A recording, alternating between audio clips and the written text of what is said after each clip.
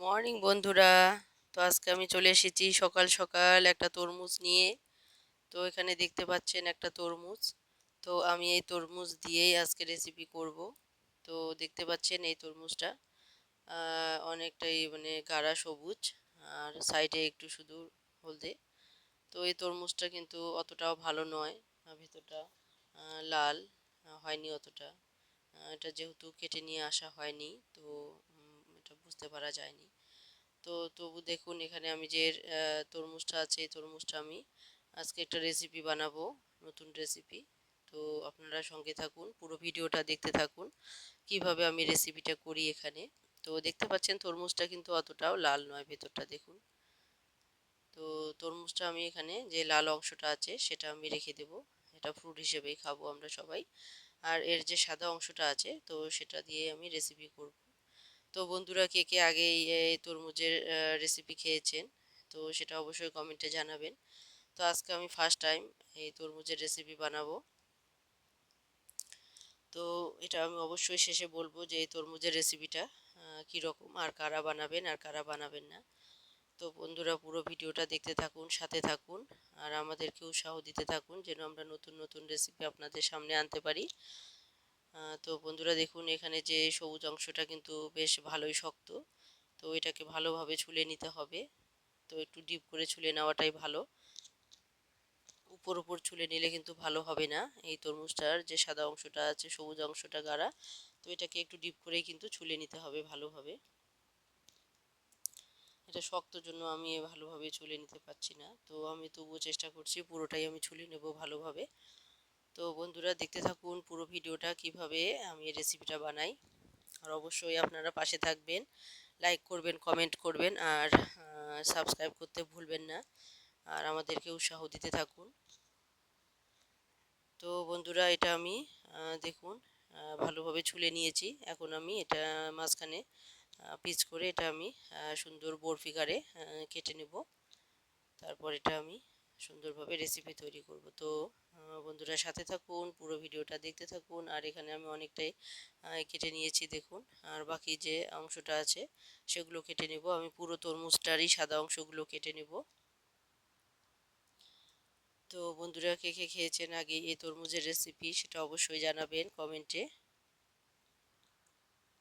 তো দেখুন আমি কিন্তু এখানে কিছুটা পরিমাণ কেটে নিয়েছি।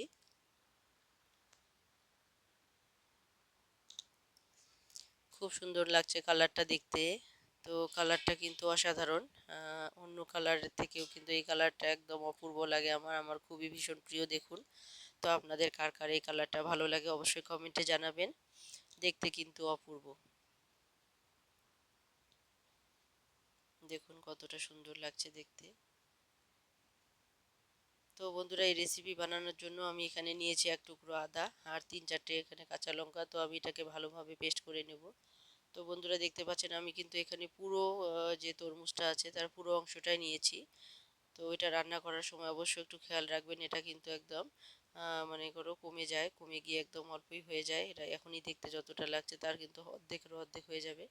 তো বন্ধুরা দেখতে পাচ্ছেন এখানে আমি আদাটার বাটা রেডি করে নিয়েছি। তো রেডি করার পর এখানে আমি 1 চামচ মতো জিরা গুঁড়ো দিয়েছি, আর এখানে হাফ চামচের মতো আমি কাশ্মীরি লঙ্কা গুঁড়ো দিলাম, আর এখানে আমি দেবো এখন হলুদ গুঁড়ো।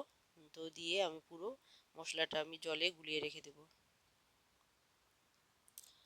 তো বন্ধুরা দেখুন এখানে আমি কিন্তু মশলাটা জলে গুলিয়ে রেখে দিয়েছি, আর পাশে আমি কাঁচা লঙ্কা আর শুকনো লঙ্কা নিয়েছি সম্বারে দেওয়ার জন্য। আর এখানে আমি পাঁচফোড়ন দেবো, তো পাঁচফোড়নটাও আমি রেডি করে নিয়েছি, দেখতে পাচ্ছেন।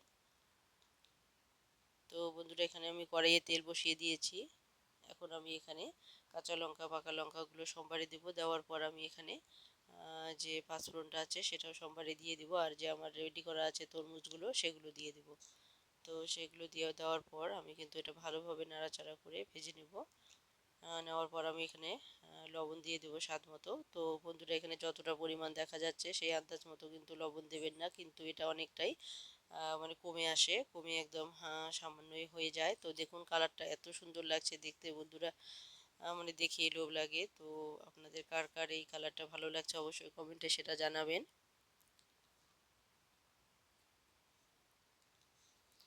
তো বন্ধুরা সঙ্গে থাকুন, সাথে থাকুন, পুরো ভিডিওটা দেখতে থাকুন। তো দেখুন এখানে আমি স্বাদ মতো লবণ দিয়ে দিয়েছি। দেওয়ার পর আমি এটা 5 মিনিট ঢাকনা দিয়ে রেখে দিয়েছি। আর ঢাকনা দেওয়ার পর আমি এখানে আবার ফিরে এলাম।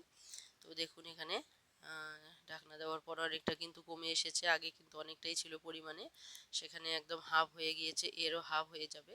সেটা অনেকটাই কিন্তু জল বেরিয়ে আসবে। এটা দেখুন, এটা অনেকটাই জল বেরিয়ে এসেছে। এখানে কিন্তু আলাদা করে আর কোনো জল দেওয়ার প্রয়োজন নেই, দেখতেই পাচ্ছেন বন্ধুরা।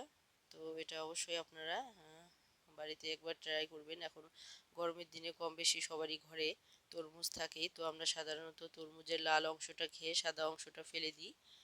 তো বন্ধুরা আর ফেলবেন না, না ফেলে অবশ্যই একদিন এরকম একটা ডালনা তৈরি করে খান, আর বাড়ির সবাইকে খাইয়ে দেখুন কার কার কেমন লাগে।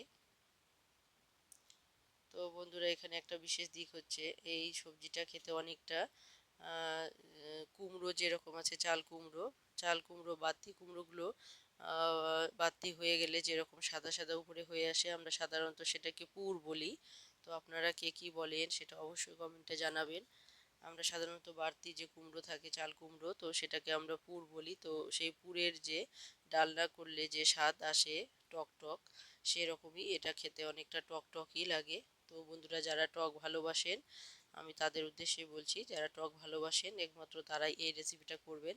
আর যারা টক ভালোবাসেন না তারা রেসিপিটা করবেন না, কারণ এই রেসিপিটা খেতে অনেকটাই ওই চাল কুমড়োর মতোই, যে বাড়তি যে চাল কুমড়োটা আছে পুর, তো ওর মতোই স্বাদ, একটু টক টক টাইপেরই হয়।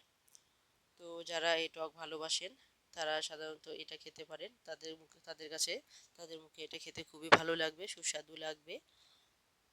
আর যারা টক ভালোবাসেন না তাদের এটা না বানালেও চলবে। তো বন্ধুরা দেখুন আমার কিন্তু এখানে হয়ে গিয়েছে। আমি কিন্তু এখানে আর জল দিইনি, আমি এখন গরম মশলা দিয়ে দিলাম। এখানে দেখুন মশলাগুলোর থেকে কিন্তু তেল ছাড়ছে অনেকটাই। তো এখানে আমি গরম মশলা দেওয়ার পর 5 মিনিট একটু নাড়াচাড়া করে আমি কিন্তু নামিয়ে নেব। তো বন্ধুরা অবশ্যই পুরো ভিডিওটা দেখার পর কমেন্ট করবেন কীরকম হলো রান্নাটা। আর এটা খেতে অনেকটাই টক টক হয়েছে। তো বন্ধুরা সাথে থাকুন, এইভাবে আমাদেরকে উৎসাহ দিতে থাকুন। আর লাইক কমেন্ট শেয়ার করতে ভুলবেন না, আর সাবস্ক্রাইব করতে ভুলবেন না, অবশ্যই সাবস্ক্রাইব করবেন ভিডিও শেষে। তো বন্ধুরা দেখুন আমার কিন্তু রান্নাটা পুরোপুরি হয়ে গেছে, এখন আমি নামিয়ে নেব। আর নামিয়ে নিয়ে গরম গরম পরিবেশন করব। তো বন্ধুরা দেখুন কত সুন্দর হয়েছে, কালারটা দেখতে খুবই লোভনীয় হয়েছে, অপূর্ব। তো অবশ্যই যারা টক ভালোবাসেন একমাত্র তারাই রান্না করবেন, আর যারা টক ভালোবাসেন না তারা রান্না না করলেই ভালো হবে অবশ্যই।